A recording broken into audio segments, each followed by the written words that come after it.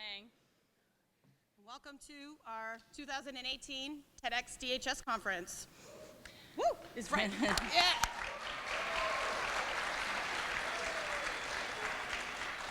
We're very excited to have you here, and we hope you're excited to see these wonderful presenters give a different take on different issues and probably provoke some thought.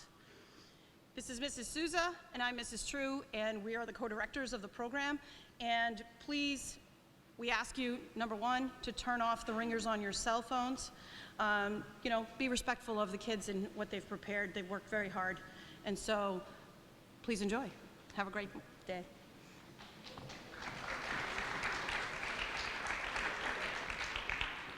We'll be starting with Block 1 presenters.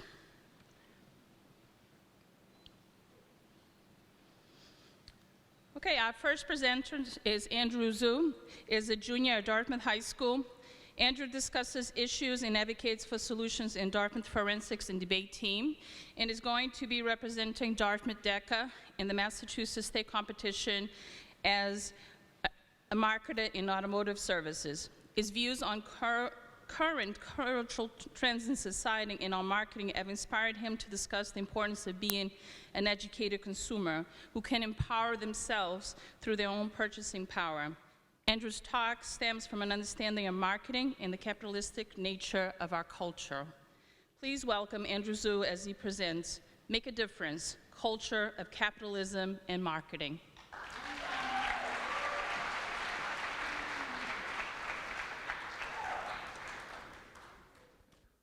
Good morning, DHS. So today I'm really happy to be opening the Dartmouth TEDx Talks. The reason being is because I believe I have a really important topic to talk about, and that is realizing the potential for good changes in the world you have as a consumer, as a buying power, because we live in this system where we spend and allocate resources, oftentimes in the form of money. That being said, if you don't realize your potential to cause change with that money, you relinquish a lot of your power to different sources that you might not be even aware or cognizant of, and of what harm you're doing to the world or what you're not doing to the world. So to preface this, I'm going to start with an anecdote.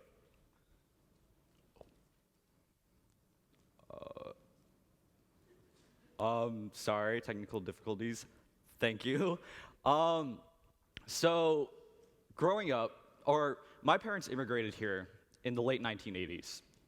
And growing up and raising me and my siblings, they felt the need and they felt obligated to educate us on Chinese culture because we're Chinese Americans, and being immigrants and being second generation American, there's this niche that builds up within communities of, in my case, the Chinese culture. So every year, generally my parents take me to some sort of Chinese cultural event, and this year I attended the Lunar Festival for the Chinese New Year at Needham High School, which is this festival across Needham High School, and this year is Year of the Dog, for those of you who did not get that question yesterday for the World Language Department. And I attended this festival, and I noticed something that I previously did not notice in my past years of attending these festivals.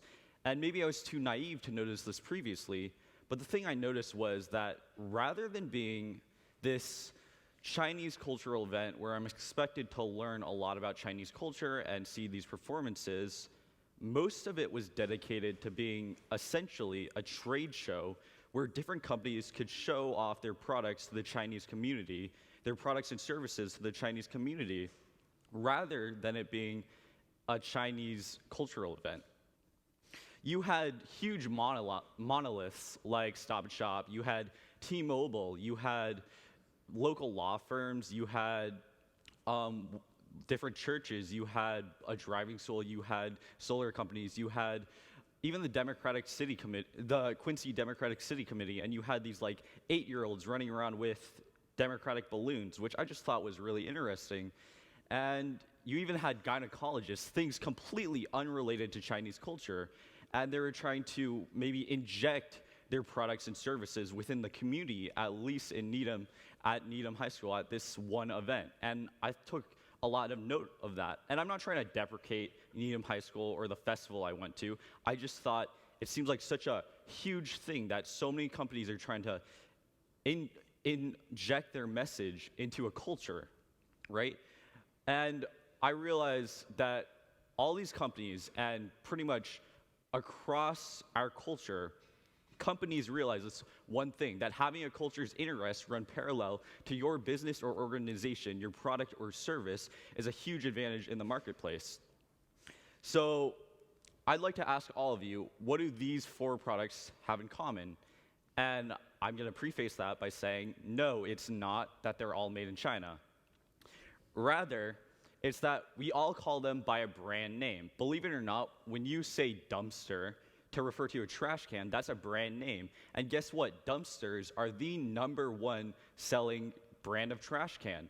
Same with each of these. In their market segment, each of these, because they hold that mind share, the fact that oftentimes we call phones iPhones, oftentimes we call tissues Kleenexes, and bandages Band-Aids, and so on, they gain a huge amount of pressure. So again, the point being is that when a company or product has a grasp on your verbiage or your culture or your anthropology, they gain this huge advantage. And companies are always flustered and desperate to get that type of market share or mind share.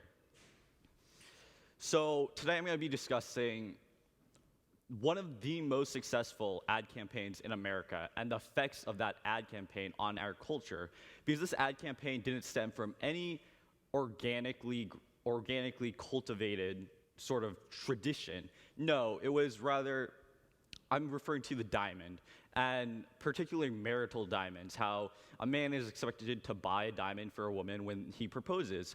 And most of you have probably heard this phrase or idiom, a diamond is forever.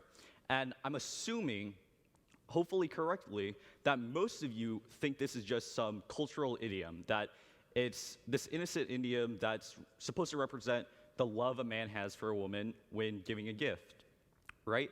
But actually, in reality, most of you probably didn't know that it was a slogan coined by De Beers Diamond Company in, I believe, the 1930s.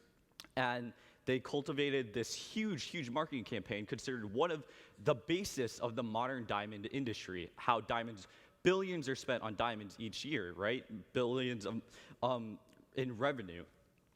And De Beers bought diamond mines in the late 1800s and 1900s, and at one point owned 90% of the South African diamond supply. And they realized they had to create demand. And they had to create demand for a product that wasn't intrinsically valuable. They had a huge supply, and in modern times, there's no difference between lab-grown diamonds and real diamonds. So what's the value of spending $2,000 on a diamond ring? Well, they had to create a culture, and they had to create a culture that supported spending $2,000 on diamond rings. And, you know, that's perfectly fine. There are a ton of arbitrarily priced things in our world. We spend more money for Nike shoes than we pay for Payless shoes. We spend more money for certain logos on our t-shirts. That's perfectly fine. We spend money on art, which is completely arbitrarily paid for. But I'd like to be discussing the effects that we had by having such a huge, blindless demand for this product. And that's what I'm going to be discussing in this next slide. Our obsession made us turn a blind eye. We just didn't consider the effects of our spending, right? So in the 1980s, probably one of the peaks of diamond spending, you saw that 19% of diamond production revolved specifically around conflict, specifically in these conflict-torn areas where you had thousands and thousands of people dying, as in these diamond mines were being mined directly from mines that were controlled by insurgent forces, causing civil wars in different countries, causing thousands of people to die, 50,000 people to die in Liberia, stuff like that. And it's interesting that in 2000, the UN had to apply sanctions against the Liberian diamond trade. And that's really interesting to us because we, as a first world country, were willing to buy out these diamonds regardless of where they were coming from and cause so much war and terror within other countries. and we were completely blind to it. I doubt most people buying these diamonds actually knew where they were coming from. Diamond companies didn't tell us. We didn't look for ourselves. So we just bought diamonds, and we kept on causing war and terror within these countries. So I'd like to say there is something we can do. We can educate ourselves. Probably one of the most important things we can do about how we're spending our money. To give an example, I'm going to bring it back to a study done in China. So in 2006, 75% of those polled in China weren't even aware of shark fins being in shark fin soup.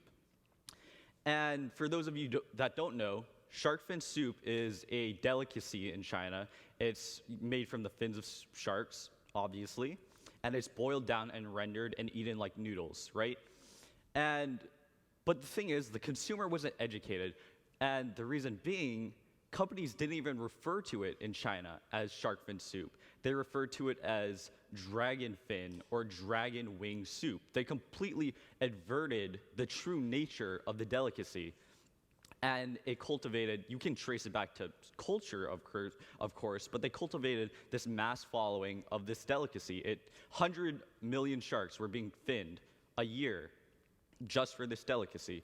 But through different activists and programs and education programs where we tried to educate the masses, or different activists tried to educate the masses in China, by 2013, by the same institute, you saw that they reported that 91% of those polled supported a nationwide ban on the serving of the soup because they actually knew where it was coming from, the ecological effects of it.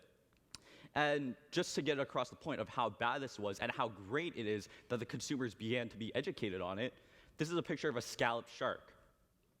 They're fished for, I believe around 100 million sharks were fished for at the time, and they're brought onto the boats alive.